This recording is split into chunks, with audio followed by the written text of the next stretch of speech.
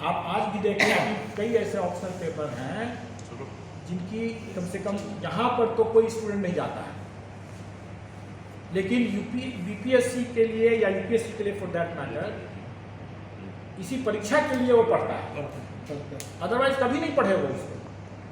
तो क्या यहाँ एक दिन पढ़ करके निकलने वाले लोग, हमको वैसे पदाधिकारी चाहिए कि अपने इंडिपेंडेंट सोच के साथ जो अपनी क्षमता के साथ जो आएंगे वैसे पदाधिकारी चाहिए। लेकिन ये ऑप्शन देखें, एक चीज़ आप लोग को लगा होगा कि बड़ी चैलेंजिंग है आयोग के लिए। इस बार जिस तरह से क्वेश्चन को लेकर हो रहा है, ऐसे भी टेंशन होता होगा कि 5 एक्सपर्ट बैठ जाएगा तो आपके क्वेश्चन के आंसर को वो कहेगा कि ना इसका आंसर क्वेश्चन ही गलत कर। मॉडरेशन को थोड़ा सा और मॉडरेशन मैंने बताया कि एक ही पत्र में, पेपर में, अगर एक कैंडिडेट का पेपर चला गया, कॉपी चला गया ऐसे पर एग्जामिनर के पास जो कि बहुत कड़ाई से मार्किंग करता है, और फिर उसी एग्जामिनेशन उसी पेपर में कोई दूसरे कैंडिडेट का कॉपी जो है वो दूसरे एग्जामिनर के पास गया जो कि बहुत ढीला लिबरल होकर मार्किंग करता है, वही आंसर इस एग्जामिनर ने 8 नंबर दिया और वही आंसर पर दूसरे एग्जामिनर ने उसको 15 नंबर दिया। तो अब इस अंतर को पाटने के लिए हेड एग्जामिनर का काम होता था कि पहले तो सबको बताता था, लेकिन अलग अलग तो आपका अलग अलग होगा ना। आपको लगेगा कि ये बहुत अच्छा आंसर लिखा है, उसको लगेगा कि ना तो एवरेज लिखा है। तो अलग अलग मार्किंग हो जाने से किसी का घट गया नंबर, किसी का बढ़ गया नंबर, तो अब उसको एग्जामिनर ने, हेड एग्जामिनर ने संतुलन बनाने के लिए किसी का बढ़ाया, किसी का घटाया। अब जिसका बढ़ाया वो तो बहुत खुश, चलो मेरा बढ़ गया, और जिसका घटाया वो बोलेगा क्यों घटा दिया। तो ये जो मॉडरेशन, एग्जामिनर ने जो मॉडरेशन किया कि मॉडरेट किया सबको, इसका बढ़ाया तो घटाया ताकि संतुलन बने रहे, उसका कोई फॉर्मूला नहीं हो सकता। वो तो सब्जेक्टिव है ना, क्योंकि मार्किंग भी जो हो रहा है वो एग्जामिनर तो सब्जेक्टिव ही है, वो तो टीचर वाइज वैरी करेगा, टीचर वाइज वैरी करेगा।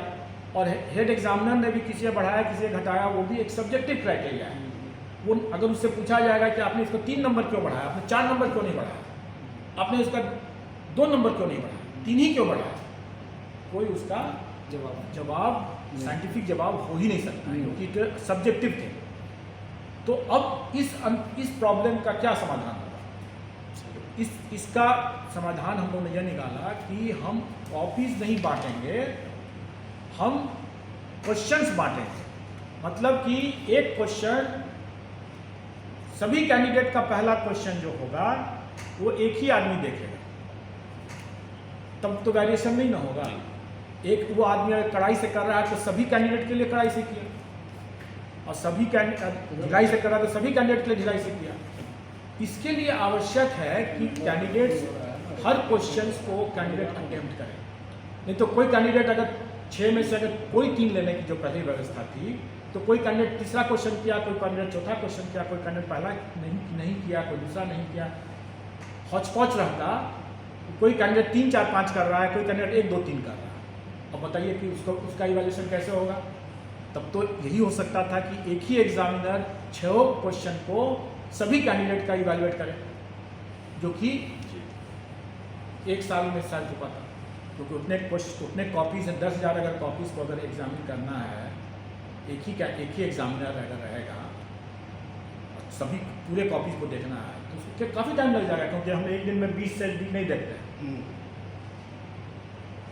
500 दिन लग जाएगा आपको, साल भर लग जाएगा उसके बाद। अभी जो सर निकालो, तो इसीलिए हम लोगों ने ये किया कि नहीं, हम ऐसा नहीं करेंगे, हम क्वेश्चन वाइज बांट देंगे। तो 10,000 कॉपीज अगर है तो एक आदमी एक ही क्वेश्चन को देखेगा, 10,000।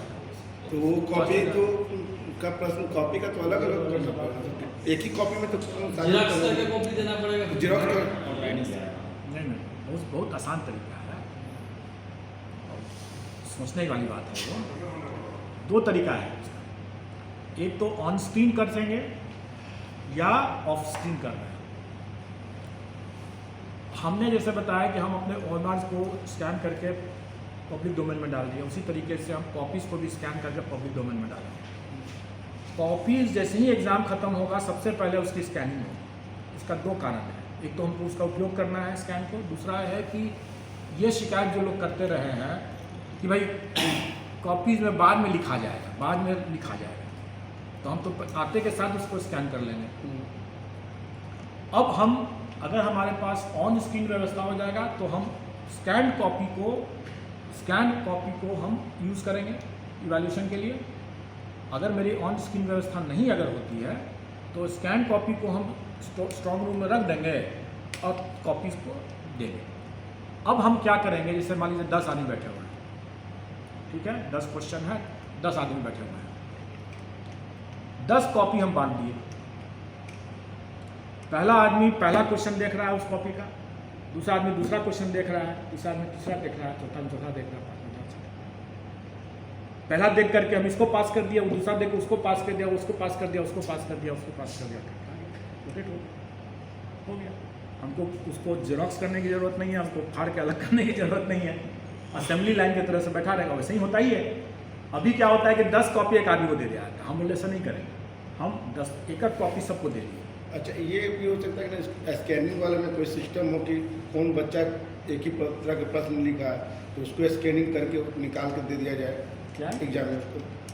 स्कैनिंग में कोई ऐसा होगा कि नहीं टेक्निक, जो कौन बच्चा एक तरह का प्रश्न लिखा है तो उसको अलग कर दिया जाए? अब तो सभी बच्चे को सभी क्वेश्चन देने हैं ना, वही तो मैं कह रहा हूँ, इसीलिए तो उसको क्वेश्चन को इस इनका तरह से कहना है कि टैली जैसे और कभी तो ऑप्शन दिए है ना। हाँ, तो एक जैसे दो में तो कोई एक लिखेगा। एक मिनट, क्वेश्चन नंबर 2 जो रहेगा वो एक ही आदमी को जाएगा, चाहे ए रहे चाहे बी रहे, अच्छा, दोनों एक ही आदमी को जाएगा।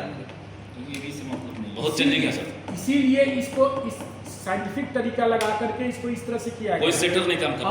अब ये चीज़ जो है लोग इसको अप्रिशिएट नहीं कर पा रहे हैं, तो मैं क्या कर सकता सही। हूँ। लेकिन मैंने तो उनकी जो ये समस्या थी मॉडरेशन का, इसको दिमाग लगा करके इसको इसीलिए इस तरह से अरेंज किया गया। वही जो सरसठवीं के लिए जो सर एक आपकी और ये सच बिल्कुल आप एक काम करवाते